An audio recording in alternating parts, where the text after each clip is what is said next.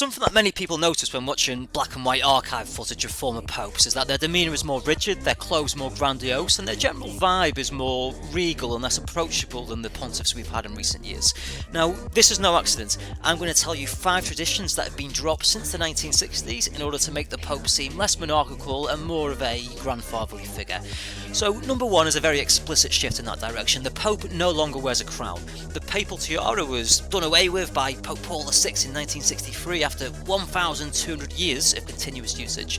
The crown was worn during formal processions, and it's now housed, since it's been disused, it's now housed at a cathedral in Washington DC. Now, this was quite controversial at the time, and it's the only change we'll discuss today where there's still quite a serious movement inside the church to reinstate the crown.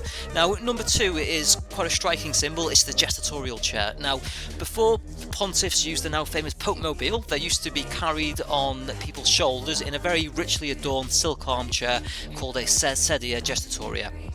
Sometimes 2 large fans made of ostrich feathers called flabellas would be carried behind them as well.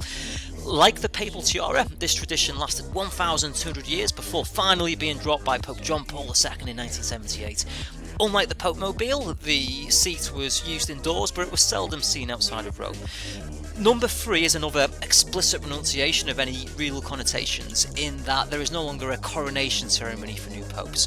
For 1,100 years, with the last coronation being in 1963, there was a special mass, a special coronation mass, where all the cardinals would kiss the new pope's hand, the bishops would kiss his feet, and the new pope would then be crowned with the papal tiara before riding on a white horse in a very grand procession all the way from St. Peter's Basilica to the Basilica of St. John Lateran, which is over 3 miles away.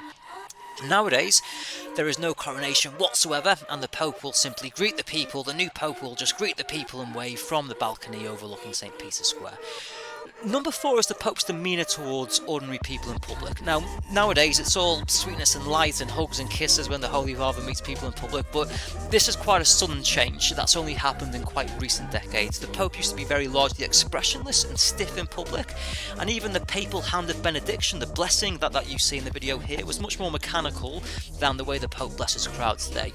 It was also standard for lay people when they approached the Pope to get on their knees and to kiss his hand or even to kiss his feet upon meeting him. Now, in fairness, this tradition did last a little bit longer than some of the other ones, although it was quite strongly, although implicitly, discouraged by Pope Francis from 2013 onwards.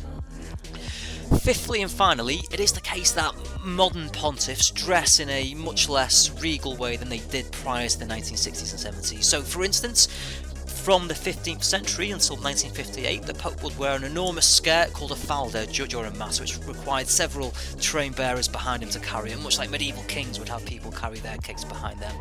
And on other occasions, even on quite normal occasions, the Pope would wear a cloak called a mantle. It was also much more common to see the Pope wear very expensive silk gloves and red velvet shoes.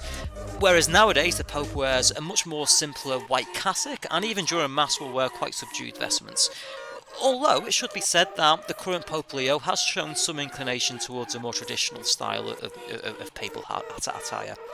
So, they are 5 regal papal traditions that we had until very recent history. Let me know in the comments which ones you think should be restored.